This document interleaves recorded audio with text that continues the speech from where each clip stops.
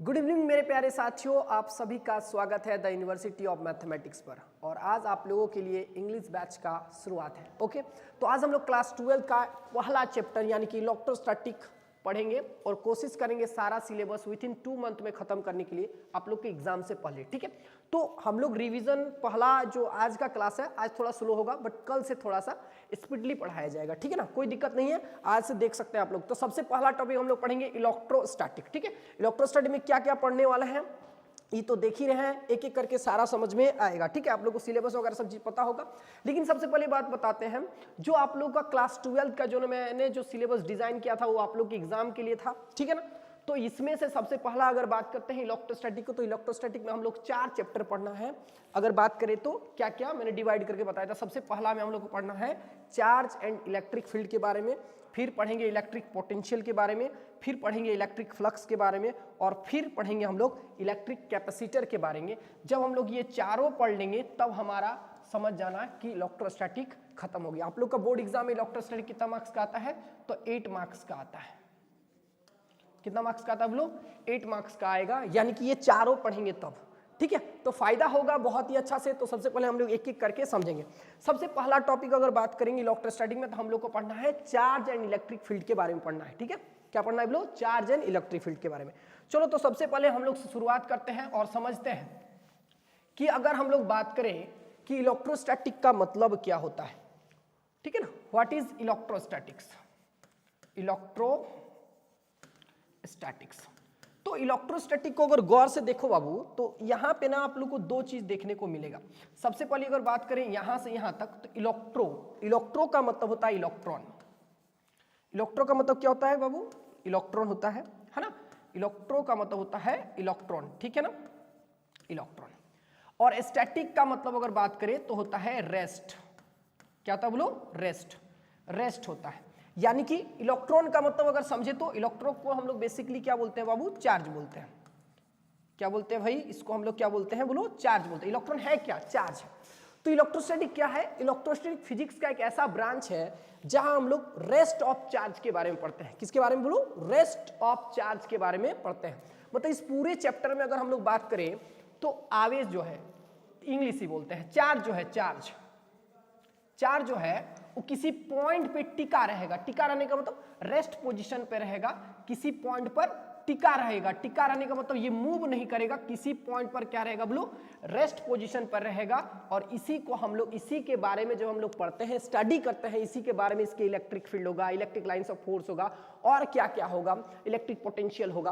तो जितना सारा चीज हम लोग पढ़ेंगे, रेस्ट ऑफ चार्ज के बारे में पढ़ेंगे। इस पूरे चैप्टर में हम लोग कहीं भी नहीं पढ़ेंगे कि चार्ज जो है मोशन कर रहा है, यानी कि मोशन में है, ये हम लोग पढ़ने वाले नहीं। हम लोग किसके बारे में पढ़ने वाले हैं, रेस्ट ऑफ चार्ज के बारे में पढ़ने हैं। मतलब जो चार्ज जो है वो किसी पॉइंट पर टिका रहेगा, और जब हम लोग इसके बारे में पूरा स्टडी करते हैं तो इसी को हम लोग क्या कहते हैं, इलेक्ट्रोस्टैटिक कहते हैं। क्या बात समझ में आ गया। तो इलेक्ट्रोस्टैटिक क्या है, तो इलेक्ट्रोस्टैटिक फिजिक्स का एक ऐसा ब्रांच है जहां हम लोग रेस्ट ऑफ चार्ज के बारे में स्टडी करते हैं। किसके बारे में बोलो, रेस्ट ऑफ चार्ज के बारे में स्टडी करते हैं, इसे हम इलेक्ट्रोस्टैटिक कहते हैं। अगर आप लोग साल भर से कुछ भी नहीं पढ़े ना, तो इस 2 महीना में आप लोग का बहुत अच्छा तैयारी हो जाएगा, अगर आप लोग रेगुलर क्लास करते रहे तो। ठीक है, तो क्या बात समझ में आया इलेक्ट्रोस्टैटिक का मतलब। इलेक्ट्रोस्टैटिक में कितने टॉप चैप्टर पढ़ना हम लोग को, 4, charge and electric field, electric potential, electric flux और इलेक्ट्रिक कैपेसिटर। क्लियर। तो इसमें सबसे पहले हम लोग शुरुआत से एकदम, मान लो कुछ नहीं पढ़े हैं तो शुरुआत से अगर बात करेंगे तो इलेक्ट्रोस्टैटिक का डिफिनेशन का मतलब समझ में आ गया। इलेक्ट्रो का मतलब होता है इलेक्ट्रॉन। इलेक्ट्रॉन है क्या, तो इलेक्ट्रॉन को बेसिकली हम लोग चार्ज बोलते हैं। क्या बोलते हैं बोलो, चार्ज। और स्टैटिक का मतलब होता है रेस्ट। तो जब हम लोग रेस्ट ऑफ चार्ज के बारे में स्टडी करेंगे तो उसी को कहेंगे इलेक्ट्रोस्टैटिक। क्या कहेंगे बोलो, इलेक्ट्रोस्टैटिक। आगे देखते हैं, तो लिखा हुआ electrostatic is a branch of physics in which we deal about rest और स्टैटिक चार्ज। अभी मैंने समझाया स्टैटिक का मतलब एक्चुअली रेस्ट ही होता है। तो स्टैटिक चार्ज के बारे में पढ़ेंगे। अगर किसी पॉइंट पर चार्ज टिका है, अभी बोल रहे टिका होने का मतलब स्टैटिक चार्ज है ना। चार्ज जो है किसी पॉइंट पर टिका है, मतलब मोशन नहीं कर रहा है, मोशन नहीं कर रहा है ना, मोशन नहीं कर रहा है, ये रेस्ट पोजीशन पे है। और ये है क्या बोलो, चार्ज है। क्या है भाई, चार्ज है।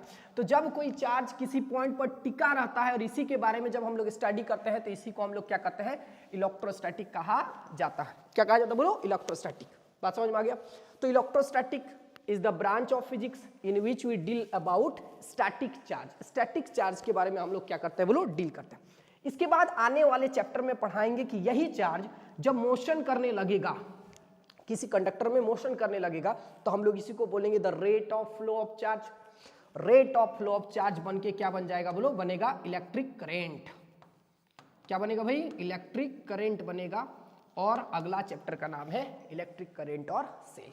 तो अभी पूरा का पूरा फर्स्ट चैप्टर में हम लोग पढ़ने वाले हैं रेस्ट ऑफ चार्ज के बारे में, और इसके बाद जैसे अगला चैप्टर आएगा तो उसमें हम लोग पढ़ेंगे मोशन ऑफ चार्ज। इसी इलेक्ट्रिक करंट को हम लोग बोलते हैं मोशन ऑफ चार्ज। क्या बोलते हैं बोलो, मोशन ऑफ चार्ज बोलते हैं, जो कि हम लोग क्लास 12 का जो सेकेंड चैप्टर है, सेकेंड चैप्टर में हम लोग पढ़ने वाले हैं इलेक्ट्रिक करंट। इलेक्ट्रिक करंट है ना, electric current and cell. Electric current and क्या पढ़ेंगे बोलो, सेल पढ़ेंगे। तो समझ में आ गया पहला चैप्टर और दूसरा चैप्टर।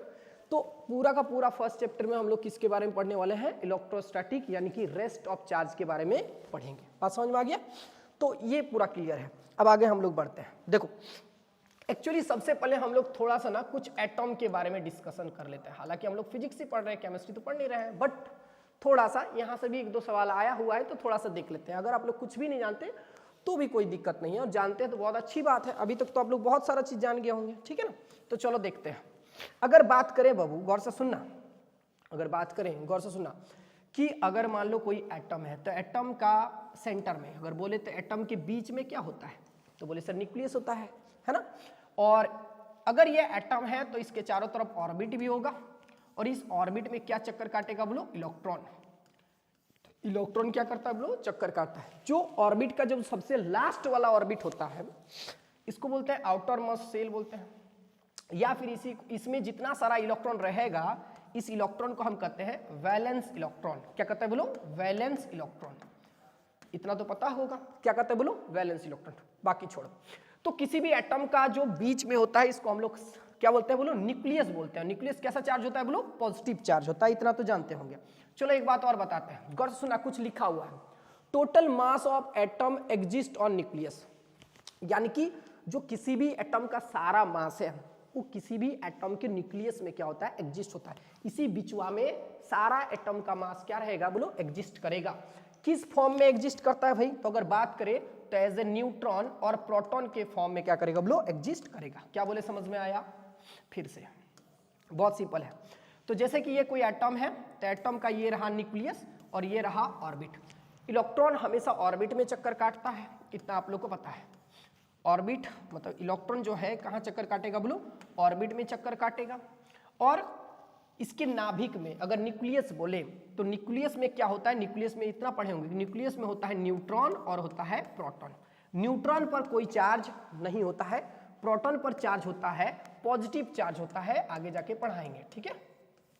प्रोटॉन पर कौन सा चार्ज होता है बोलो, पॉजिटिव चार्ज। और किसी भी एटम का सारा मास, किसी भी एटम का सारा मास उसके एटम के न्यूक्लियस में एग्जिस्ट करता है एज न्यूट्रॉन और प्रोटॉन के फॉर्म में।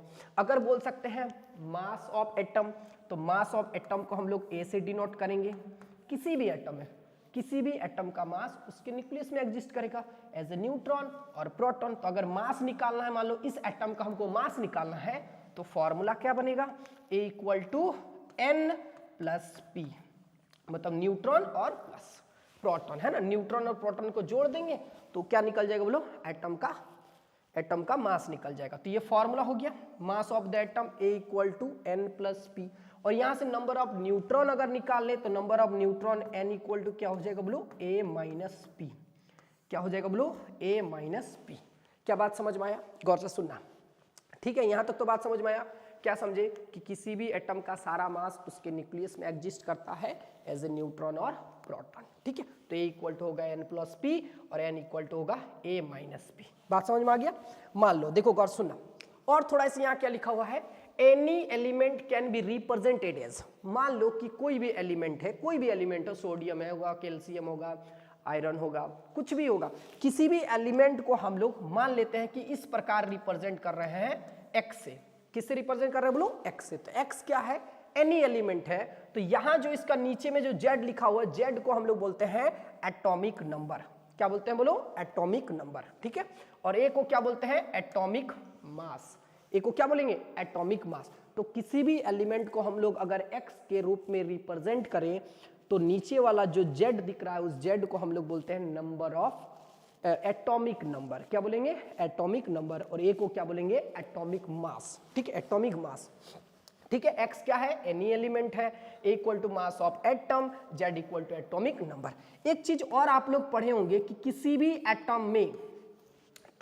एटम में पढ़े होंगे कि नंबर ऑफ इलेक्ट्रॉन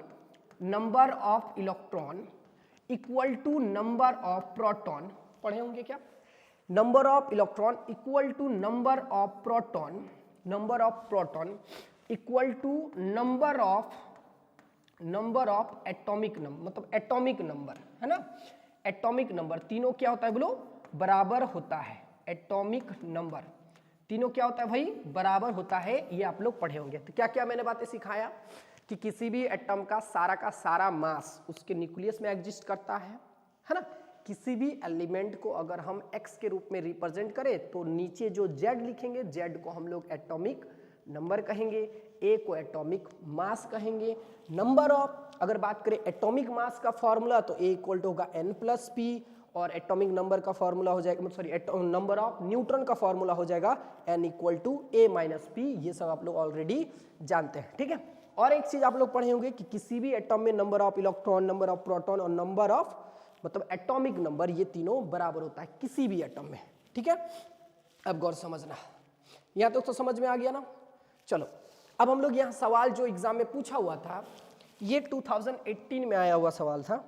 ठीक है ना, बहुत सिंपल सवाल था, पूछ देता है एग्जाम में लेकिन फंस जाता। मैं एक बार और रिपीट करके बता दूं क्या, गौर से सुनना। किसी भी एटम का, सुनो, किसी भी एटम का सारा मास उसके न्यूक्लियस में एग्जिस्ट होता है एज ए न्यूट्रॉन और प्रोटॉन के फॉर्म में, है ना। तो एटॉमिक मास का फॉर्मूला अगर बोले तो A इक्वल टू होगा n प्लस पी। अगर मान लो क्वेश्चन पूछे कि किसी भी एटम के न्यूक्लियस में होता क्या है तो बोलना किसी भी एटम के न्यूक्लियस में क्या होता है भाई, न्यूट्रॉन होता है और प्रोटॉन होता है ना। यहाँ से नंबर ऑफ न्यूट्रॉन बोले तो n इक्वल टू होगा A माइनस पी। बोले सर ये सब बच्चा जैसा बात बोले है, आता है ये सब एग्जाम में आया हुआ है ऑलरेडी, तो थोड़ा सा देख लो ना, एक नंबर यहाँ से मिल जाएगा तो क्या दिक्कत है। ठीक है, तो A माइनस पी हो गया। अच्छा, और क्या बताएं कि किसी भी एटॉम में नंबर ऑफ इलेक्ट्रॉन, फिर से बोल रहे हैं बाबू गौर से सुनना, number of electron, number of proton बराबर नंबर ऑफ प्रोटॉन बराबर एटॉमिक नंबर, ये तीनों बराबर होता है। ये तीनों क्या होता है बोलो बराबर होता है। क्या दिमाग में रहेगा, नंबर ऑफ इलेक्ट्रॉन को क्या बोलते हैं, नंबर ऑफ इलेक्ट्रॉन को हम ई ही लिख दे रहे हैं। अच्छा चलो, हाँ ठीक है, नंबर ऑफ इलेक्ट्रॉन को हम ई बोलते हैं। ठीक है, नंबर ऑफ प्रोटॉन को हम पी बोल रहे हैं, एटॉमिक नंबर को हम क्या बोल रहे हैं भाई, जेड बोल रहे हैं। तो ये चीजें हमेशा ध्यान रखना, ई पी और जेड तीनों क्या होता है बराबर होता है, ई पी जेड तीनों क्या होता है बोलो बराबर होता है। ठीक है, अब देखो ये सवाल करते हैं, ये सब हलवा है, एक के को बताएंगे हम, तुम लोग बाकी कर लेना। बोला यूरेनियम एटम, नाम तो सुना होगा यूरेनियम का, लिख दिए देखो। तो 92 यू जो है और यहाँ 223 दिया, what is in the nucleus of uranium atom. तो यूरेनियम एटम के न्यूक्लियस में क्या होता है, तो अभी जस्ट पता है कि किसी भी एटम के न्यूक्लियस में क्या होता है बोलो न्यूट्रॉन होता है और क्या होता है बोलो प्रोटॉन। तो क्वेश्चन यही आया हुआ था, 4 ऑप्शन दिया होता, हालांकि मैंने कोई ऑप्शन नहीं दिया यहाँ पे। तो ये बहुत सिंपल चीज है। तो अगर बात करें यहाँ पे एटॉमिक नंबर का, तो जेड का वैल्यू 92 दिया हुआ। अभी चीज बताएं कि किसी भी एटॉम के न्यूक्लियस में जो है मतलब टोटल मास जो है एटम के न्यूक्लियस में क्या करता है एग्जिस्ट करता है। और इसमें से एक चीज बताएं कि Z equal to E equal to P, ये तीनों चीज क्या होता है बोलो बराबर होता है।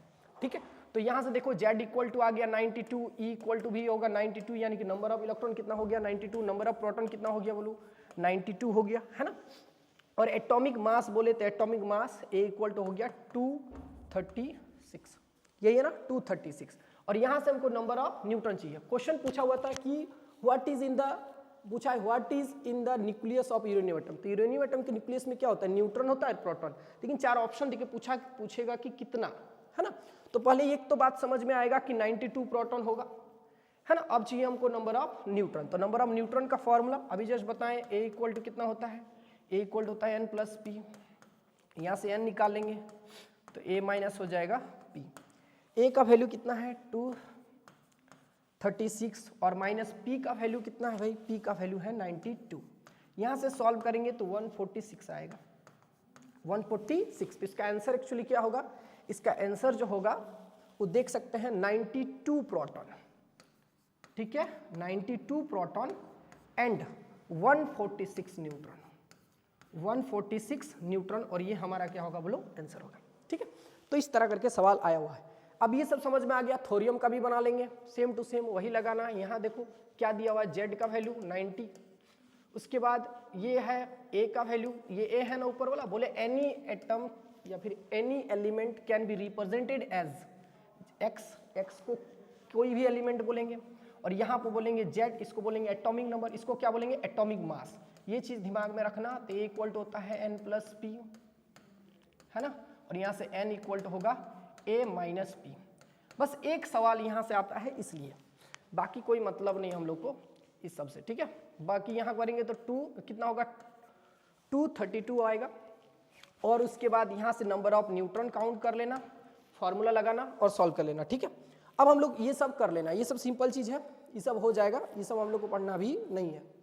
देखो इतना सारा मैंने दिया, अब ये सब जितना दिए हैं ये सब ऑलरेडी एग्जाम में कहीं ना कहीं आया हुआ था। ठीक है, कभी कभी पूछ लेता है एक दो। अब हम लोग यहाँ से पढ़ेंगे, ठीक है, कि बात करते हैं फ्रिक्शन इलेक्ट्रिसिटी क्या होता है। तो इलेक्ट्रोस्टैटिक का मतलब समझ में आया, इलेक्ट्रोस्टैटिक क्या होता है। एक्चुअली सबसे पहले हम लोग को चार्ज ही पढ़ना था कि चार्ज क्या होता है, व्हाट इज चार्ज, लेकिन हम लोग इसको पहले समझ लेते हैं कि व्हाट इज फ्रिक्शन इलेक्ट्रिसिटी। ठीक है, क्या होता है बोलो, फ्रिक्शन इलेक्ट्रिसिटी। थोड़ा सा मैं कंसेप्ट बताऊंगा चार्ज के बारे में, फिर हम लोग डिटेल से चार्ज ही पढ़ना है। क्या पढ़ना है बोलो, चार्ज ही पढ़ना है कि चार्ज है क्या। देखो जब दो बॉडीज को आपस में रब्ड कराया जाता है तो चार्ज पैदा हो जाता है। आप लोग देखे भी होंगे, अगर मान लो पेन को ऐसे बाल से अगर रगड़ेंगे, ठीक है, और इसको किसी कागज के सामने लेके आएंगे तो देखा होगा चिपक जाता है, अट्रैक्ट कर लेता है ना। इसका मतलब क्या होता है, ये सब हम लोग डेली लाइफ में देखे होंगे कि जब दो बॉडीज को आपस में रब्ड कराया जाता है तो उसमें चार्ज पैदा हो जाता है। और यही चार्ज कितने टाइप का पैदा होगा, 2 टाइप का, आगे जाके पढ़ाएंगे, थोड़ा देर रुक जाओ फिर पढ़ेंगे हम लोग पूरा डिटेल से।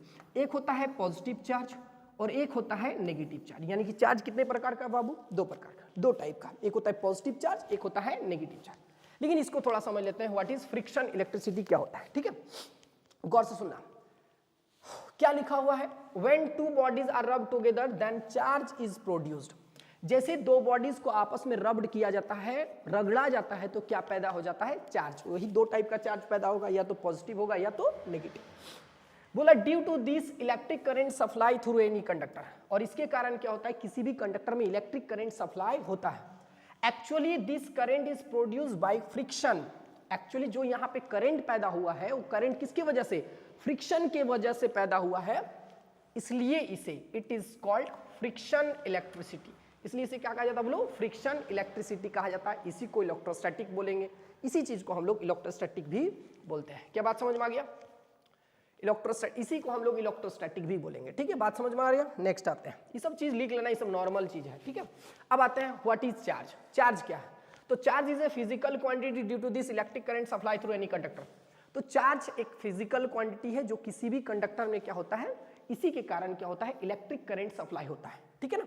अब चार्ज, यहाँ कुछ गलत लिखो, चार्ज इज डिनोटेड बाय, है ना, ये नहीं लिखना है, charge is denoted by capital Q और स्मॉल क्यू। तो चार्ज को किससे डिनोट करते हैं भाई, या तो कैपिटल क्यू से डिनोट करते हैं, या तो किससे डिनोट करते हैं बोलो, स्मॉल क्यू से डिनोट करते हैं। चार्ज कितने टाइप का होता है, 2 टाइप का, अभी जस्ट बताएं। एक होता है पॉजिटिव चार्ज, एक होता है पॉजिटिव चार्ज, और एक होता है नेगेटिव चार्ज। ठीक है, एक होता है क्या होता है बोलो, नेगेटिव चार्ज।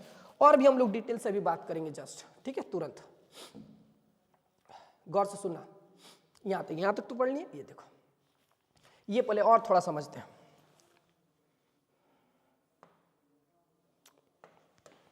गौर से सुनना, देखो मेरे प्यारे साथियों, अब गौर से समझना, यहां से हम लोग बढ़िया समझेंगे। ठीक है, तो अगर सबसे पहले बात करें चार्ज, हम लोग को यही पढ़ना है। ठीक है, चार्ज को किससे डिनोट करते हैं, कैपिटल क्यू से और स्मॉल क्यू से। चार्ज कैसे पैदा होता है ये तो बताएं, कि जब 2 बॉडीज को आपस में रब्ड किया जाता है तो क्या पैदा होता है बोलो, चार्ज पैदा होता है। और यही चार्ज कितने टाइप का होता है बोलो, 2 टाइप का होता है। एक को बोलते हैं पॉजिटिव चार्ज, एक को क्या बोलते हैं बोलो, एक को बोलते हैं पॉजिटिव चार्ज, और एक को बोलते हैं भाई नेगेटिव चार्ज, है ना। अगर कहीं पॉजिटिव चार्ज पैदा हुआ है, अगर कहीं पॉजिटिव चार्ज पैदा हुआ है इसका मतलब हुआ होगा उसमें loss of electron, loss of electron, है ना। अगर कहीं नेगेटिव चार्ज पैदा हुआ होगा उसका मतलब होता है गेन ऑफ इलेक्ट्रॉन। क्या हुआ होगा बोलो? Gain of electron. ठीक है, तो चार्ज पैदा किसकी वजह से होता है? फ्रिक्शन की वजह से। जब दो बॉडीज को आपस में रब्ड कराया जाता है, जब दो बॉडीज को आपस में क्या कराया तो बोलो रब्ड कराया जाता है, तो चार्ज पैदा होता है। चार्ज कितने टाइप का? दो टाइप का। मतलब कि जब दो बॉडीज को आपस में रब्ड करेंगे तो एक्चुअली पहले बॉडी से कुछ इलेक्ट्रॉन ट्रांसफर होकर दूसरा बॉडी में चला जाता है। एक्चुअली ये जो चार्ज जो पैदा हुआ है ना, due to transformation of electron है। ट्रांसफॉर्मेशन ऑफ इलेक्ट्रॉन का मतलब एक्चुअली फ्रिक्शन ही है। चार्ज जो है पैदा होता है किसकी वजह से बोलो? फ्रिक्शन की वजह से, कि जब दो बॉडीज को आपस में रगड़ा गया, फ्रिक्शन कराया गया, तब इसके साथ हुआ क्या? ये हुआ ट्रांसफॉर्मेशन हो गया, ट्रांसफॉर्मेशन ऑफ इलेक्ट्रॉन, है ना। ट्रांसफॉर्मेशन ऑफ क्या हुआ बोलो? इलेक्ट्रॉन। मतलब पहला बॉडी से कुछ इलेक्ट्रॉन निकलकर दूसरा बॉडी में चला जाता है, इसी को बोलेंगे ट्रांसफर हो गया। पहला बॉडी से दूसरा बॉडी में चला गया। ठीक है, तो एक बॉडी में इलेक्ट्रॉन की कमी हो जाता है और एक बॉडी में इलेक्ट्रॉन की अत्यधिकता हो जाता है, मतलब ज्यादा हो जाता है। ठीक है, थोड़ा और डिटेल से समझते हैं तब बातों को समझ में आएगा। ये सब तो समझ में आ गया, मैंने लिख दिया, गौर से सुनना। तो चार्ज पैदा किसकी वजह से है? सिंपली बात बोले तो सर फ्रिक्शन की वजह से पैदा होता है चार्ज, है ना। किसकी वजह से बोलो? फ्रिक्शन की वजह से, कि जब दो बॉडीज को आपस में रगड़ा गया तो पैदा हो गया चार्ज। एक्चुअली जब दो बॉडीज को आपस में रगड़ा गया तो इसके साथ हुआ क्या? रगड़ने से पहले बॉडी से कुछ इलेक्ट्रॉन्स निकलकर दूसरा बॉडी में चला जाता है। पहला बॉडी से कुछ इलेक्ट्रॉन, बातों को समझो, कि पहले बॉडी से कुछ इलेक्ट्रॉन निकलकर दूसरा बॉडी से चला जाता है। अच्छा, आप लोग पढ़े होंगे कि कोई भी बॉडी सबसे पहले क्या होता है? न्यूट्रल होता है।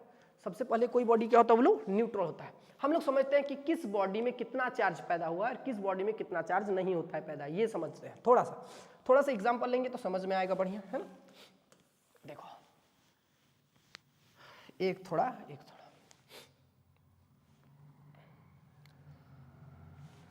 देखो, हम यहीं पे बता देना। मान लो दो बॉडी है मेरे पास, थोड़ा सा समझना। मान लो दो बॉडी है, पहला बॉडी मान लो मेरे पास ए है, दूसरा बॉडी मेरे पास बी है। ठीक है, जैसे ही मान लो ये दोनों सबसे पहले न्यूट्रल है। न्यूट्रल मतलब इस पर कोई चार्ज नहीं है, ये भी सबसे पहले इस पर कोई चार्ज नहीं, इस पर भी कोई चार्ज नहीं, मतलब दोनों बॉडी न्यूट्रल होगा। मान लो शुरुआत में, मान लो ये सपोज करो कि जो हम एलिमेंट लिए हैं वो सपोज करो इसमें इलेक्ट्रॉन जो है 20 है। इलेक्ट्रॉन कितना है बोलो? 20 है। तो इसमें प्रोटॉन भी कितना होगा भाई? इसमें प्रोटॉन भी कितना होगा? एक थोड़ा रुको, किधर गया यार, है ना। तो अगर बात करें इलेक्ट्रॉन कितना है बोलो? 20 है, तो प्रोटॉन भी कितना होगा बोलो? 20 होगा। प्रोटॉन पर एक्चुअली थोड़ा सा याद रखना कि इलेक्ट्रॉन पर नेगेटिव चार्ज होता है। इलेक्ट्रॉन पर कौन सा चार्ज होता है बोलो? Negative charge. और प्रोटॉन पर होता है पॉजिटिव चार्ज। प्रोटॉन पर कौन सा चार्ज होता है बोलो? Positive charge. इतना आप लोग जानते हो, ठीक है। इलेक्ट्रॉन पर नेगेटिव चार्ज होता है, प्रोटॉन पर क्या होता है बोलो? पॉजिटिव। चार्ज पैदा किसकी वजह से होता है? जब दो बॉडीज को आपस में रगड़ा जाता है तो चार्ज पैदा होता है। और कैसे चार्ज पैदा होता है? जैसे दो बॉडीज को आपस में रगड़े तो पहले बॉडी से कुछ इलेक्ट्रॉन निकलकर दूसरा बॉडी में चला गया, इसका मतलब ट्रांसफॉर्मेशन ऑफ इलेक्ट्रॉन, है ना। Transformation of electron. मान लो मेरे पास दो बॉडी है, एक बॉडी ए है, दूसरा बॉडी क्या है? बी है। पहले बॉडी पर अगर बात करें, इसमें एटॉमिक नंबर मान लो Z इक्वल टू मान लो 20 है, तो इसका मतलब है E इक्वल टू 20 होगा, P इक्वल टू 20 होगा। मान लो यहाँ पर एक दूसरा बॉडी है, सपोज करो दूसरा बॉडी। अच्छा, इसको चेंज करके लिख दे, समझाने में सुविधा होगा। थोड़ा सा हम इसको 20 ना मान के 15 मान लेते हैं, कोई दिक्कत नहीं है। यहाँ पे हम 15 मान लेते हैं, ये भी 15 मान लेते हैं, ये भी 15 मान लेते हैं। और इधर वाला हम Z इक्वल टू मान लो 20 ले रहे हैं, तो यहाँ भी E इक्वल टू 20 होगा, अरे बोल रहे भाई। और यहाँ भी P इक्वल टू मान लो 15 होगा, ठीक है। सॉरी, P इक्वल टू कितना होगा बोलो? 20 होगा। ये क्या होगा बोलो? 20 होगा। एक्चुअली क्या करें, जैसे इन दोनों बॉडीज को आपस में रब्ड कराया गया, देखो जैसे इन दोनों बॉडीज को आपस में क्या कराया जाएगा बोलो? फ्रिक्शन, यानी कि जैसे ही रब्ड कराया जाएगा तो पहले बॉडी से कुछ इलेक्ट्रॉन निकलकर दूसरा बॉडी में चला जाता है। मान लो कि पहले बॉडी से n इक्वल टू मान लो 5 इलेक्ट्रॉन, n का मतलब क्या है? Number of electron. मान लो पहले बॉडी से 5 इलेक्ट्रॉन निकलकर दूसरा बॉडी में चला गया, कितना मतलब जैसे ही दो बॉडीज को आपस में रब्ड किए तो पहले बॉडी से कितना इलेक्ट्रॉन निकलकर, मान लो कि 5 इलेक्ट्रॉन निकलकर दूसरा बॉडी में चला गया। तो बोलो पहला बॉडी पर चार्ज कितना, पहला बॉडी पर चार्ज कितना भाई, फटाफट बोलो पहले बॉडी पर चार्ज।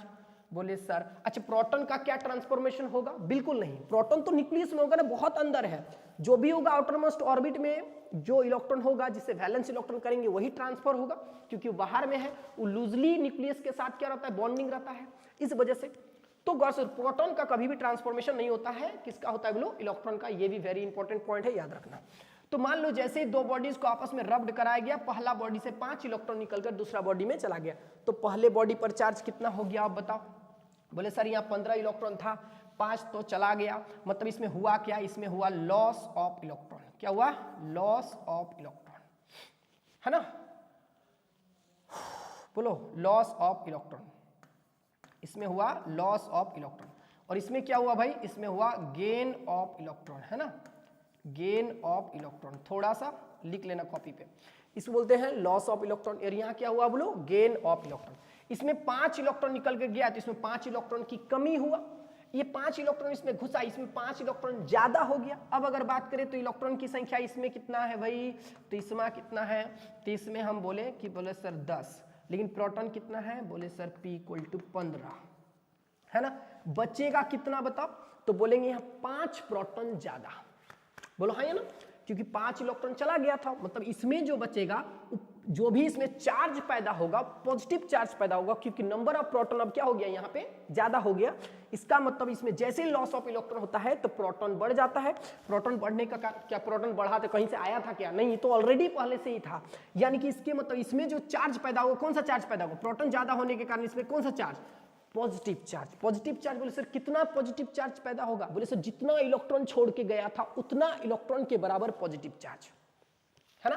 तो 5 इलेक्ट्रॉन छोड़ के गया तो 5 इलेक्ट्रॉन के बराबर इसमें पॉजिटिव चार्ज। एक्चुअली इलेक्ट्रॉन को भी ई से डिनोट करते हैं, फिर से बोल रहे गौर से सुनना, इलेक्ट्रॉन को भी ई से डिनोट करते हैं और प्रोटॉन को भी ई से ही डिनोट करते हैं, प्रोटॉन को भी ई से ही डिनोट करते हैं। लेकिन दोनों में डिफरेंस क्या होता है, बोले सर इलेक्ट्रॉन पर नेगेटिव चार्ज और प्रोटॉन पर कौन सा चार्ज, पॉजिटिव चार्ज। बात समझ में आ गया। तो इसमें कितना इलेक्ट्रॉन पैदा होगा, बोले सर 5 इलेक्ट्रॉन के बराबर पॉजिटिव चार्ज पैदा होगा, मतलब इसमें जो चार्ज पैदा होगा Q = होगा 5e। कितना होगा बोलो, 5, प्लस लगा दे तो बोले सर +5e। इसमें कितना चार्ज पैदा होगा बोलो, +5। इसमें कितना चार्ज पैदा होगा, बोले सर यहाँ से 5 इलेक्ट्रॉन आया, अब इसमें इलेक्ट्रॉन की संख्या हो गया 25, प्रोटॉन की संख्या कितना हो गया 20। अगर बात करें यहाँ देखो, यहाँ जैसे 5 इलेक्ट्रॉन छोड़ के बी में गया तो इसमें 10 इलेक्ट्रॉन 15 प्रोटॉन, तो बोले 10 प्रोटॉन, गौर से सुनना, 10 प्रोटॉन 10 इलेक्ट्रॉन के साथ मिलकर न्यूट्रल हो गया, बचा कितना 5। तो ये 5 के बराबर, यानी कि 5 इलेक्ट्रॉन छोड़ के गया तो 5 इलेक्ट्रॉन के बराबर बॉडी ए में पॉजिटिव चार्ज पैदा हो गया। इसमें बोलो, इसमें बोलो, इसमें बोले सर 5 इलेक्ट्रॉन आया तो नंबर ऑफ इलेक्ट्रॉन कितना हो गया 25, नंबर ऑफ प्रोटॉन कितना है 20, बोलो हाँ या ना। तो 20 प्रोटॉन 20 इलेक्ट्रॉन के साथ मिलकर न्यूट्रलाइज हो जाएगा, बचेगा कितना बोलो 5। तो यानी कि यहाँ पे जो पैदा होगा चार्ज 5 इलेक्ट्रॉन के बराबर नेगेटिव चार्ज, 5 इलेक्ट्रॉन के बराबर कितना होगा बोलो नेगेटिव चार्ज। बहुत सिंपल चीज है। अगर हम बात करें, मान लो जैसे दो बॉडीज को रब्ड किए, अब बोले मान लो कि पहला बॉडी से 10 इलेक्ट्रॉन निकलकर दूसरा बॉडी में चल गया, तो बोले सर पहले बॉडी पर चार्ज कितना, बोलेंगे +10e। पहला बॉडी पर चार्ज कितना हो जाता है बोलो प्लस। देखो गौर सुनो, जैसे दो बॉडीज को आपस में रब्ड किए तो पहला बॉडी से 10 इलेक्ट्रॉन निकलकर दूसरा बॉडी में चला गया, तो जिस बॉडी में इलेक्ट्रॉन की कमी होता है उसमें पॉजिटिव चार्ज, और जिसमें वृद्धि होगा मतलब गेन ऑफ इलेक्ट्रॉन होगा उसमें नेगेटिव चार्ज। बोले सर कितना नेगेटिव कितना पॉजिटिव, बोले बहुत सिंपल, जितना छोड़ के जाएगा उतना के बराबर पॉजिटिव चार्ज और जितना आएगा उतना के बराबर नेगेटिव चार्ज। बहुत सिंपल। तो बोले मान लो दो बॉडीज को आपस में रब्ड किए, पहला बॉडी से 10 इलेक्ट्रॉन निकलकर दूसरा बॉडी में गया तो पहले बॉडी पर चार्ज +10e, दूसरे बॉडी पर चार्ज -10e। यहां से 10 इलेक्ट्रॉन निकल के गया तो इसमें +10e, इसमें -10e। बहुत अच्छा।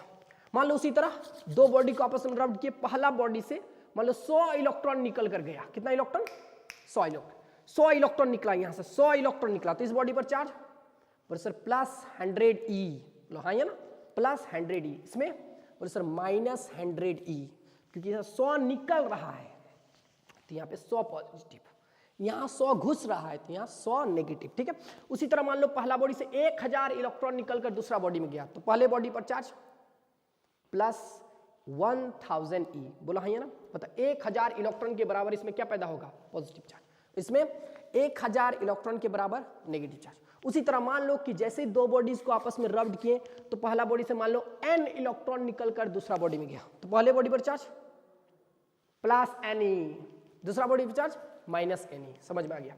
तो यानी कि अगर इस बॉडी से इधर लिख देते हैं, गौर सुना, इधर लिख देते हैं, मान लो यहाँ पे दो बॉडी है, एक बॉडी A है दूसरा बॉडी B है, मान लो कि दो बॉडी को आपस में रब्ड कराया गया तो पहले बॉडी से मान लो n इलेक्ट्रॉन निकलकर दूसरा बॉडी में गया, कितना इलेक्ट्रॉन, n, मान लो n इलेक्ट्रॉन निकलकर दूसरा बॉडी पर गया तो पहले बॉडी पर चार्ज Q1 इक्वल टू, बोले सर इस बॉडी से इलेक्ट्रॉन निकल रहा है मतलब लॉस ऑफ इलेक्ट्रॉन मतलब पॉजिटिव चार्ज, कितना पॉजिटिव चार्ज, जितना छोड़ के गया उतना पॉजिटिव, कितना छोड़ के जा रहा है n, तो बोलेंगे प्लस Ne, बोले बहुत अच्छा। दूसरे बॉडी पर चार्ज कितना आया n, तो बोलेंगे sir Q2 equal to minus Ne, कितना बोलो माइनस Ne। तो क्या समझ में आया कि जब भी दो बॉडीज को आपस में रब्ड कराया जाता है तो चार्ज पैदा होता है। चार्ज कितने टाइप का पैदा होगा, दो टाइप का, एक होता है पॉजिटिव, एक होता है नेगेटिव। पॉजिटिव का मतलब होता है लॉस ऑफ इलेक्ट्रॉन।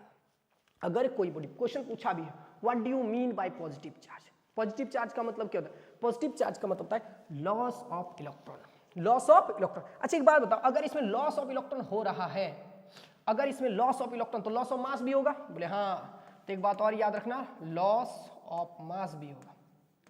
बोले सर कितना मास में लॉस होगा, बोले जितना इलेक्ट्रॉन छोड़ के जाएगा उतना इलेक्ट्रॉन के मास के बराबर इसके मास में क्या होगा, लॉस होगा। और इसमें आ रहा है तो इसमें होगा gain of mass, gain of mass, gain of mass. बोले सर कितना गेन होगा मास में, तो बोले जितना इलेक्ट्रॉन घुस रहा है उतना इलेक्ट्रॉन के मास के बराबर इस बॉडी के मास में क्या होगा, बोलो गेन होगा। क्या बात समझ में आ गया बात। तो चार्ज दो टाइप का, एक होता है पॉजिटिव, एक होता है नेगेटिव। पॉजिटिव का मतलब होता है लॉस ऑफ इलेक्ट्रॉन, मतलब लॉस ऑफ मास, इसमें हो रहा है गेन ऑफ इलेक्ट्रॉन।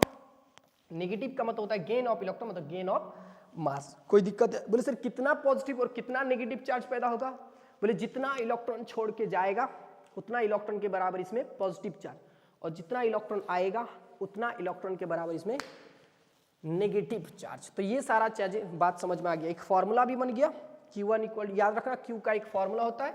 तो Q अगर बोले किसी भी बॉडी पर चार्ज कितना पैदा होगा, किसी बॉडी में charge produced in any body, बताओ चार्ज कितना पैदा होगा, बोले सर Q इक्वल टू होगा plus minus Ne। Q equal to कितना होगा, बोलो प्लस माइनस Ne। तो चार्ज को कैपिटल Q से भी डिनोट करते हैं और स्मॉल q से भी डिनोट करते हैं। बात समझ में आ गया। चार्ज का यूनिट याद रखना, चार्ज का यूनिट कूलम होता है। चार्ज का यूनिट क्या होता है, बोलो कूलम होता है। चार्ज का यूनिट क्या होता है, बोलो कूलम। कूलम को C से यूनिट करते हैं। बात समझ में आ गया, याद रखना। चार्ज का यूनिट क्या होता है, बोलो कूलम होता है। समझ में आ गया। इलेक्ट्रॉन के चार्ज को भी E से डिनोट करते हैं और प्रोटॉन के भी चार्ज से क्या करते हैं, बोलो प्रोटॉन के चार्ज को भी E से ही डिनोट करते हैं। लेकिन दोनों में डिफरेंस क्या होता है, एक में होता है नेगेटिव चार्ज और एक में होता है पॉजिटिव चार्ज, और दोनों का वैल्यू सेम होता है। इलेक्ट्रॉन और प्रोटॉन का वैल्यू क्या होता है, बोलो सेम होता है। ठीक है, बात क्लियर है। अब यहाँ आ जाते हैं। अगर बात करें तो जैसे अभी मैंने आप लोगों को बताया कि जैसे दो बॉडी को आपस में रगड़ा जाता है तो एक बॉडी में पॉजिटिव चार्ज और एक बॉडी में नेगेटिव चार्ज पैदा होता है। यही बताया ना, एक बॉडी में पॉजिटिव और एक बॉडी नेगेटिव। तो क्या क्या है, हम कुछ कुछ लिख दिए इंपॉर्टेंट, याद रखना। जैसे एग्जांपल के लिए है ग्लास का रॉड है, ग्लास के रॉड को अगर सील के साथ रगड़ेंगे तो इसमें पॉजिटिव चार्ज पैदा होगा, इसमें नेगेटिव चार्ज पैदा होगा। ये कुछ पॉइंट है, याद रख भी सकता है, एग्जाम के पर्पज से आएगा, है ना। तो यहाँ पे कुछ कुछ पॉजिटिव चार्ज है और कुछ क्या है, बोलो नेगेटिव चार्ज। जैसे यहाँ देखो, अगर उलेन कोट है ना, ऊन का बना हुआ है और प्लास्टिक का सीट है, अगर उसको आपस में रगड़ेंगे तो इसमें पॉजिटिव चार्ज पैदा होगा, इसमें क्या हो जाएगा, बोलो नेगेटिव चार्ज पैदा हो जाएगा। जैसे यहाँ एक एग्जांपल देते, जैसे हम लोग बात करें, गौर से सुनना, जैसे हम लोग बाल से कंघी करते हैं ना, बाल में कंघी करते हैं कि नहीं, वो उड़ा के मारता है एकदम। तो जैसे कंघी करेगा तो कंघी में कौन सा चार्ज पैदा हो जाएगा, कंघी में कौन सा चार्ज पैदा होगा, कंघी में पैदा हो जाता है पॉजिटिव चार्ज, जबकि बाल में कौन सा चार्ज, बोलो नेगेटिव चार्ज। जैसे ही देखना गर्मी के दिन में होगा जब बहुत ज्यादा बाल, ड्राई एयर लिखा हुआ है। अच्छा, तो ड्राई मतलब क्या होता है, सूखा।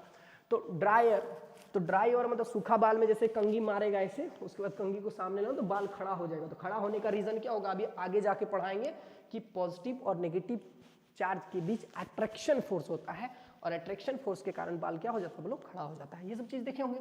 अच्छा और भी अगर बात करें, बचपन में कभी किए होंगे ऐसे बाल को रगड़े और कागज के सामने ले गए तो कागज चिपक गया कि नहीं, तो वहां पे कौन सा फोर्स लगे, अट्रैक्शन, तब ना चिपका, मतलब कागज पर नेगेटिव चार्ज था और ये जो था कंघी पर कौन सा चार्ज, मतलब सॉरी कंघी पर नेगेटिव चार्ज पैदा हुआ और उसमें कौन सा चार्ज पॉजिटिव था कागज में, तो जाके लटक गया, मतलब अट्रैक्शन फोर्स। दोनों के बीच कौन सा फोर्स बोलो, अट्रैक्शन। तो कुछ यहाँ पे हम इसको साफ कर दें आराम से, स्क्रीनशॉट करो और लिख लेना, ठीक है। चलो नेक्स्ट देखो, क्या यहाँ तक क्लियर हो गया बात। चलो देखो अभी उसके बाद अब बात करते हैं इलेक्ट्रिक करंट के बारे में। इलेक्ट्रिक करंट क्या होता है बाबू, the rate of flow of charge is called electric current. Charge तो समझ में आ गया, जब भी दो बॉडीज को आपस में रगड़ा जाएगा तो चार्ज पैदा होगा। चार्ज दो टाइप का, एक पॉजिटिव और एक नेगेटिव, है ना। देखो गौर सुनो, अब बोला है the rate of flow of charge is called electric current. Rate of flow of charge क्या होता है, rate of flow of charge. मान लो यहाँ पे कोई कंडक्टर है, क्या है बोलो कंडक्टर, हालांकि ये टॉपिक हम लोग चैप्टर 2 में पढ़ रहे हैं, थोड़ा सा यहाँ पढ़ लो। मान लो यहाँ चार्ज फ्लो हो रहा है के, मतलब क्यू, चार्ज क्या कर रहा है बोलो, फ्लो कर रहा है ना। ये इलेक्ट्रोस्टैटिक का पार्ट नहीं है, लेकिन थोड़ा सा हम लोग को समझना है, ठीक है। इसका यूनिट डायमेंशन का जरूरत पड़ेगा, इसलिए गौर से सुनना, है ना। तो यहाँ पे चार्ज क्या कर रहा है बोलो, फ्लो। मान लो टी टाइम में क्यू चार्ज पास हो रहा है, कितना टाइम में, टी टाइम में क्यू चार्ज पास हो रहा है, तो यूनिट टाइम में कितना चार्ज पास होगा बोलो, क्यू बाई टी। और यूनिट टाइम में जितना चार्ज पास होता है उसी को बोलते हैं the rate of flow of charge. तो rate of flow of charge का मतलब क्या होता है, total charge passing through conductor per unit time.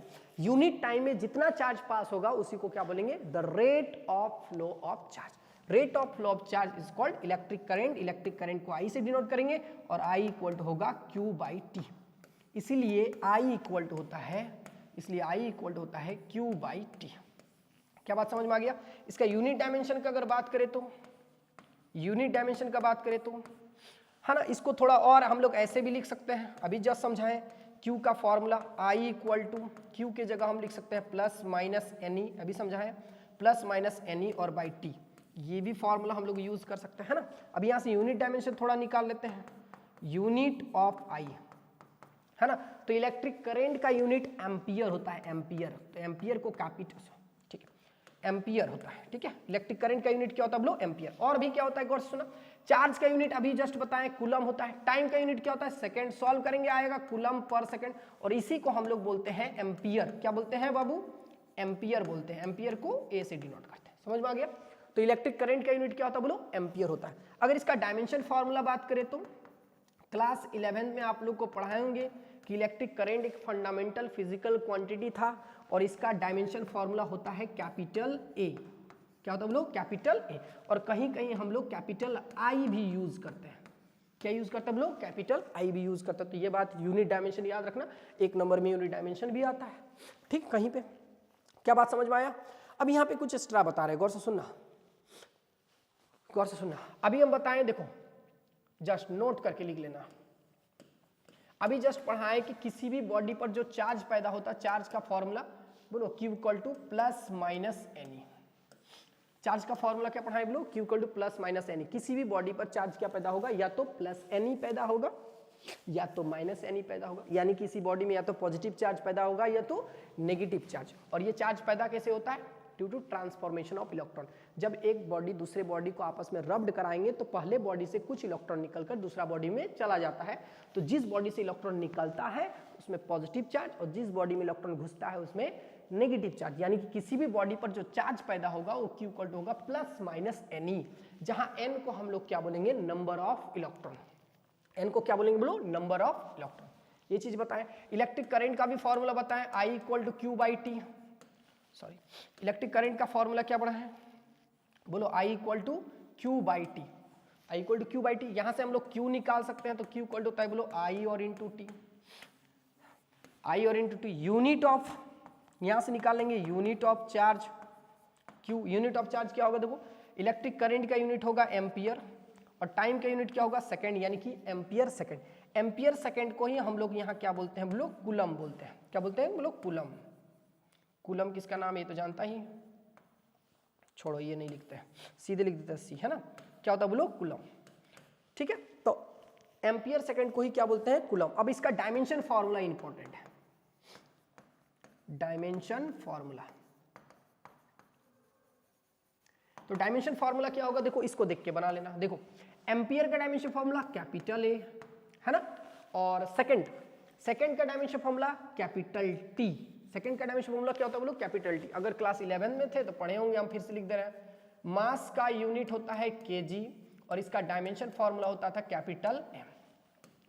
उसके बाद बात करें अगर लेंथ का, तो लेंथ का यूनिट होता है मीटर और इसका डायमेंशन फॉर्मूला होता है कैपिटल एल। ठीक है, मास का हो गया, लेंथ का हो गया। अगर बात करें टाइम का, है ना, तो टाइम का यूनिट होता है सेकेंड और डायमेंशन फॉर्मूला होता है capital T. Dimension formula capital T, है ना। उसके बाद बात करें इलेक्ट्रिक करंट का, ये सब लिख लेना। इलेक्ट्रिक करंट का यूनिट होता है एम्पियर, डायमेंशन फॉर्मूला होता है कैपिटल ए, और अभी जस्ट बताएं हम लोग आई भी यूज करते हैं, है ना। अगर बात करें टेम्परेचर का, एक और याद रख लेना, तो टेम्परेचर का यूनिट होता है केल्विन और डायमेंशन फॉर्मूला होता है थीटा। ये 5 से सारा आप लोग का यूनिट डायमेंशन बन जाएगा, एक नंबर छूटना नहीं चाहिए डायमेंशन फॉर्मूला से, तो इसलिए इसको भी लिख लेना। बात समझ में आ गया ना, कोई दिक्कत है नहीं है। चलो आगे बढ़ते हैं। अब देखो, अब हम लोग पढ़ेंगे व्हाट इज एलिमेंट्री और फंडामेंटल चार्ज। एलिमेंट्री और फंडामेंटल चार्ज क्या होता है, क्या लिखा हुआ है, the minimum possible charge on a body is called elementary और फंडामेंटल चार्ज। किसी बॉडी पर कम से कम जितना पॉसिबल चार्ज हो, क्या बोला गौर सुना, मिनिमम पॉसिबल चार्ज। क्या लिखा हो बोलो, मिनिमम पॉसिबल, ज्यादा नहीं बात कर रहा है, बोले कम से कम कितना चार्ज होगा, उसी को हम लोग क्या बोलते हैं, एलिमेंट्री और फंडामेंटल चार्ज। अगर बात करें तो किसी भी बॉडी में जो कम से कम जो चार्ज पॉसिबल करता है, जो पॉसिबल है एग्जिस्ट करने का, वो है 1.6 इंटू 10⁻⁻19 कूलम। मतलब इससे और कम का चार्ज पॉसिबल नहीं होता है। इसीलिए चार्ज ऑन इलेक्ट्रॉन, यानी कि इलेक्ट्रॉन के चार्ज और प्रोटॉन के चार्ज को हम लोग फंडामेंटल और एलिमेंट्री चार्ज कहते हैं। क्या बात समझ में आया, क्यों कहते हैं, क्यों कहते हैं भाई, क्योंकि इससे और कम चार्ज पॉसिबल नहीं है। जैसे एग्जांपल के लिए अगर हम बात बोले अगर गौर से सुनो, ये बहुत कम वैल्यू है। अगर बोले ई का वैल्यू अगर बात करें तो बाबू गौर से देखो, थोड़ा समझेगा तो मजा आ जाएगा। देखो अगर बात करें ई का वैल्यू बात करें तो ई का वैल्यू बोले तो 1.6 बाय कितना होगा 10⁻19, यानी कि अगर बात करें तो ये अगर बात करें 1.6 और नीचे में देख रहा है काय गो, इसके साथ 19 गो जीरो लगेगा, 19 जीरो लगेगा, 1 2 3 4 5 ऐसे करके कितना तक जाएगा बोलो 9, और इसको डिवाइड करेंगे तो ये वैल्यू कितना कम आएगा, वेरी स्मॉल, वेरी क्या आएगा बोलो, स्मॉल वैल्यू आएगा। इसका मतलब अगर बात करें तो ये का वैल्यू इतना कम है कि इससे और कम वैल्यू का चार्ज अभी तक समझो कि डिस्कवरी नहीं हुआ है। इसीलिए इलेक्ट्रॉन के चार्ज, यानी कि charge on A electron and charge on A proton, समझ में आ गया, को हम लोग क्या कहते हैं, फंडामेंटल चार्ज कहते हैं। क्या कहते हैं बोलो, फंडामेंटल चार्ज। तभी इलेक्ट्रॉन और प्रोटॉन का वैल्यू भी पता चल गया। तो इलेक्ट्रॉन का वैल्यू कितना होता है भाई, बोलो जल्दी, इलेक्ट्रॉन का वैल्यू कितना होता है, इलेक्ट्रॉन का वैल्यू होता है 1.6 इंटू 10⁻⁻19 कूलम, है ना, 1.6 इंटू 10⁻⁻19 कूलम। और ये चार्ज कैसा होता है बोलो, नेगेटिव। ये जो नेगेटिव पॉजिटिव है इसको नेचर बोलते हैं। क्या बोलते हैं बोलो, नेचर, याद रहेगा ना, इसको क्या बोलते हैं बोलो, नेचर। और इसको क्या बोलते हैं बोलो, वैल्यू। यानी कि इलेक्ट्रॉन और प्रोटॉन का वैल्यू सेम होता है, यानी कि इलेक्ट्रॉन और प्रोटॉन का वैल्यू अगर याद रखें तो 1.6 इंटू 10⁻⁻19 कूलम, इसका वैल्यू क्या होता है बोलो, सेम होता है, लेकिन नेचर अलग अलग होता है। एक का होता है नेगेटिव और एक का होता है पॉजिटिव। जो पॉजिटिव होगा उसको हम लोग प्रोटॉन बोलेंगे, जो नेगेटिव होगा उसको हम लोग क्या बोलेंगे, इलेक्ट्रॉन बोलेंगे। क्या बात समझ में आ गया। अच्छा एक बात और, अगर हम बोले कि मान लो कि किसी बॉडी पर चार्ज अगर मान लो दिए, बोले एग्जिस्ट करता है, बताओ, हम 4 ऑप्शन दिए। ऑप्शन नंबर ए दिए 1.6 into 10⁻⁻17 coulomb. Option number B दिए 1.6, गौर से सुनना, 1.6 इंटू 10⁻⁻20 कूलम, है ना। उसके बाद ऑप्शन नंबर सी दिए 1.6 into 10⁻⁻21 coulomb. Option number D दिए 1.6 इंटू 10⁻⁻22 कूलम। बोलो कौन वाला एग्जिस्ट करेगा, बोलो कौन वाला एग्जिस्ट करेगा, ए बी सी डी। बोले सर देखिए, किसी भी बॉडी पर जो कम से कम जो एग्जिस्ट कर सकता है वो 19 तक कर सकता है, 19, मतलब 19 से जितना ज्यादा है वो सब एग्जिस्ट करेगा। कम से कम बात बोल रहा है, कम से कम, मतलब इससे और कम नहीं होना चाहिए। तो तुम लोग को अगर हम सवाल पूछे -19 बड़ा कि -20 बड़ा, -20 बड़ा, गधा, -20 नहीं होता है, या माइनस लगा हुआ है, ये इससे छोटा है। छोटा है कि नहीं है? इससे क्या है बोलो? छोटा है। क्या बात समझ में आ गया? मतलब ये सब एग्जिस्ट नहीं करेगा, ये भी एग्जिस्ट नहीं करेगा, ये भी एग्जिस्ट नहीं करेगा, ये भी एग्जिस्ट नहीं करेगा, क्योंकि ये -19 से भी छोटा है। लेकिन अगर -17 बोले तो ये इससे बड़ा है। इससे क्या है बोलो? बड़ा है। तो आज के बाद हम लोग जितना भी चार्ज पढ़ेंगे, जितना भी चार्ज पढ़ेंगे, इससे ऊपर वाला ही पढ़ेंगे, इससे और नीचे वाला नहीं पढ़ेंगे। बात समझ में आ गया? इसीलिए अगर हम लोग बात करें तो ये जो है एग्जैक्ट इस वैल्यू, ये सबसे कम वैल्यू है, बहुत ही मिनिमम वैल्यू है, इसलिए इसे क्या कहते हैं बोलो? एलिमेंट्री और फंडामेंटल चार्ज कहा जाता है। समझ में आ गया? कोई दिक्कत नहीं होगा। आगे बढ़ते हैं, देखो और सुनो। अगर बात करें quantisation of charge, quantisation of charge क्या है? तो अगर बोले क्वांटिजेशन ऑफ चार्ज को सिंपल वर्ड में बोले तो बोलना transformation of electron with total multiple integral of charge. क्या बोले, समझ में आया? क्वांटिजेशन ऑफ चार्ज को क्या बोलेंगे? Transformation of electron with total multiple integral of charge. ये क्या होता है? बोलना कि बाबू कि सर जब दो बॉडीज को आपस में रब्ड कराया जाता है, जब दो बॉडीज को आपस में क्या किया जाता है बोलो? रगड़ा जाता है। मान लो बॉडी ए और बॉडी बी को आपस में क्या किया जाता है बोलो? रगड़ा जाता है। तो पहले बॉडी से कुछ इलेक्ट्रॉन निकल कर दूसरा बॉडी में जाता है। पहले बॉडी से कुछ इलेक्ट्रॉन निकल कर कहाँ जाएगा बोलो? दूसरा बॉडी में। मतलब ट्रांसफॉर्मेशन हो रहा है इलेक्ट्रॉन का। तो इलेक्ट्रॉन का ट्रांसफॉर्मेशन होगा, बट कैसे? Total multiple integral of charge. Total multiple integral of charge का मतलब अगर यहां से इलेक्ट्रॉन को जाना है तो पूरा पूरी जाएगा, आधा आधी नहीं, पूरा पूरी। मतलब अगर इससे ट्रांसफॉर्मर होगा तो बोलेंगे सर 1 इलेक्ट्रॉन होगा, 2 इलेक्ट्रॉन होगा, 3 इलेक्ट्रॉन होगा, 4 इलेक्ट्रॉन होगा, 5 इलेक्ट्रॉन होगा, 6 इलेक्ट्रॉन होगा, डॉट डॉट डॉट डॉट। कभी भी हम लोग ये नहीं बोल सकते हैं कि 1.5 इलेक्ट्रॉन हुआ, बोलेंगे 1 हो गया, समझ में आ गया? बोलेंगे आधा गया और आधा थोड़ा देर बाद जाएगा। ऐसा नहीं होता है, आधा आधी नहीं जाएगा तो पूरा जाएगा। जो पूरा पूरी जाता है इसी को हम लोग बोलते हैं total multiple integral of charge, that is called quantisation. समझ में आ गया होगा? तो अगर 1 इलेक्ट्रॉन जाएगा, 2 जाएगा, 3 जाएगा, 4 जाएगा, 5 जाएगा, 6 जाएगा, मतलब ऐसे ही जाएगा। कभी भी हम लोग ये नहीं बोल सकते कि 1.5 इलेक्ट्रॉन गया, 2.5 इलेक्ट्रॉन गया, या फिर 7/3 इलेक्ट्रॉन गया, या फिर 7/2 इलेक्ट्रॉन गया। ऐसा पॉसिबल नहीं होता है, ऐसा पॉसिबल होता है। इसीलिए इसको क्या कहा जाता है बोलो? Quantisation of charge. क्या कहते हैं बोलो? क्वांटिजेशन। तो अगर गौर से देखो तो थोड़ा समझ जाएंगे लास्ट तक आते आते, ठीक है? वही चीज थोड़ा सा बड़ा और लंबा थोड़ा एक्सप्लेन करके लिखा हुआ है। देखो 1, 2 bodies are rub together, then some electron are transferred from one body to another. जब दो बॉडीज को आपस में रगड़ा है तो पहले बॉडी से कुछ इलेक्ट्रॉन निकलकर दूसरा बॉडी में चला जाता है। Let there are 2 bodies A and B. मान लो 2 बॉडी है, ए और बी है। मान लो 2 बॉडी है, ए और क्या है बोलो? बी है। थोड़ा सा बोर्ड में लिखना पड़ता है इस वजह से ऐसा, ठीक है ना? तो ए और बी है। n number of electron are transferred from one body to another body. कितना इलेक्ट्रॉन ट्रांसफर हो रहा है बोलो? n इलेक्ट्रॉन पहला बॉडी से दूसरा बॉडी पे गया। Then charge on first body. First body पर चार्ज अभी जस्ट बताएं कि अगर यहां से इलेक्ट्रॉन निकल कर जा रहा है तो पहले बॉडी पर चार्ज, फर्स्ट बॉडी पर चार्ज होगा Q equal to plus Ne। अभी जस्ट पढ़ाए थे, पीछे पढ़ाए थे कि नहीं? Plus Ne। और दूसरे बॉडी पर चार्ज, इसको Q1 बोलेंगे, और दूसरे बॉडी पर चार्ज Q2 इक्वल टू कितना होगा बोलो? Minus Ne। यानी कि किसी भी बॉडी पर चार्ज क्या पैदा होगा? Q equal to plus minus Ne। Plus minus क्या होगा? Ne। इसी को बोलेंगे quantisation of charge. Quantisation of charge या n का मतलब है कि इलेक्ट्रॉन का ट्रांसफॉर्मेशन हो रहा है, बट कैसे? Total multiple integral of charge के फॉर्म में। क्या बात समझ में आ गया? The charge on first body Q1 equal to plus Ne, charge on second body Q2 equal to minus Ne, hence Q equal to plus minus Ne, Q equal to plus minus Ne। यहाँ लिखा हुआ देखो, that means दिखा हुआ देखो, that means total transformation transfer of electron from one body to another body with total multiple integral of charge. This is called quantization of charge और atomicity of charge। इसी को क्या कहा जाता है बोलो? एटोमिसिटी भी कहा जाता है। बात समझ में? वेयर n क्या है? n है नंबर ऑफ इलेक्ट्रॉन। यहाँ लिख दिए नोट करके, क्या समझ में आ गया होगा? ये सब लिख लेना, ठीक है ना? बैठ के बढ़िया से। 1 इलेक्ट्रॉन, 2 इलेक्ट्रॉन, ऐसा जो है पॉसिबल है, ये पॉसिबल है ना? लेकिन 1.5, 2.5 मतलब फ्रैक्शन में रहेगा और डेसिमल में रहेगा, तो ये सब पॉसिबल नहीं होता है। क्लियर है? ये सब पॉसिबल नहीं होता। अब कुछ कुछ सवाल दिया होगा, गौर से सुनना, बहुत सिंपल सवाल है, ये सब पढ़े होंगे आप लोग 10 क्लास में।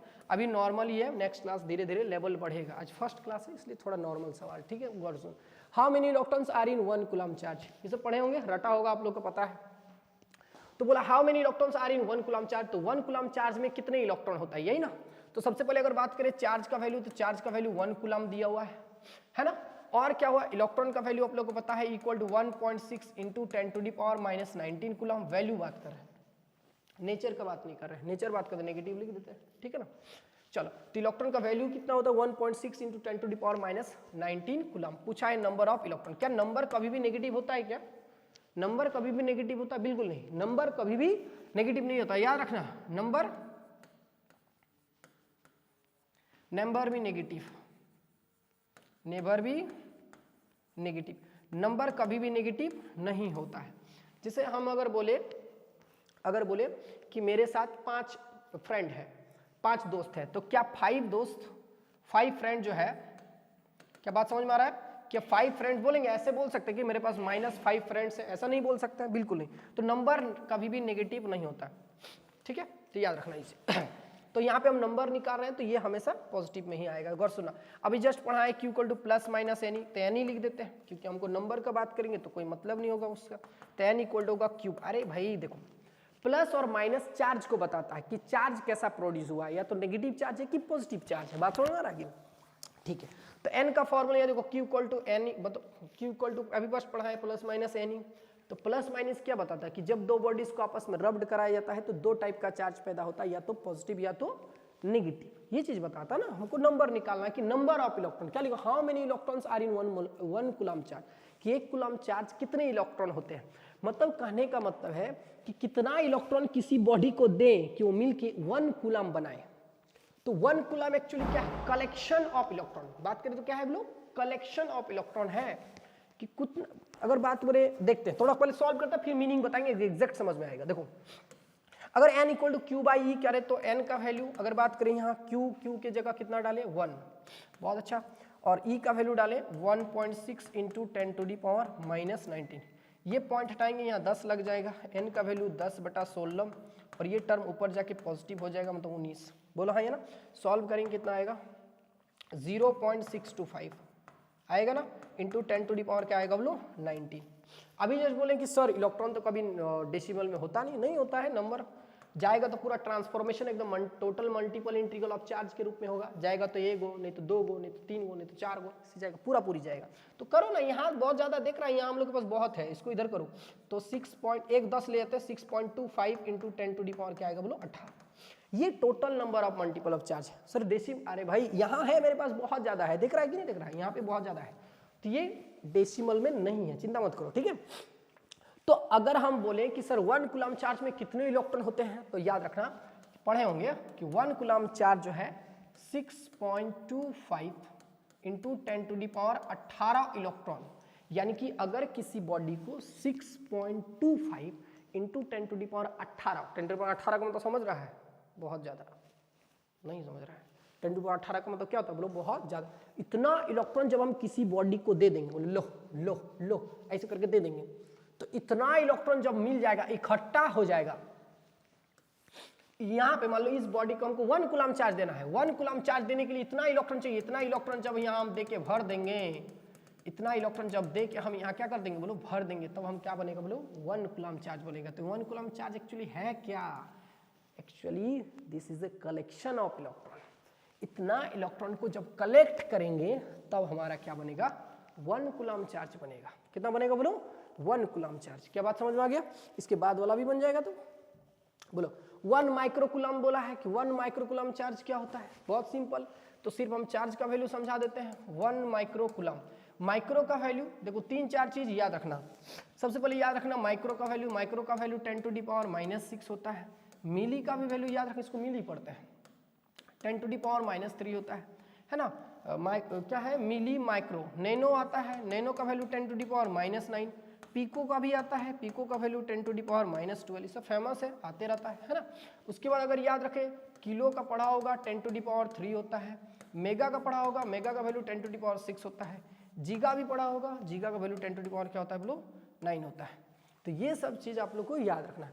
तो Q का वैल्यू देखो 1, यहाँ पे बोलो माइक्रो दिया हुआ है, माइक्रो का मतलब 10⁻⁻6, तो 1 × 10⁻, क्या होगा -6 कूलम।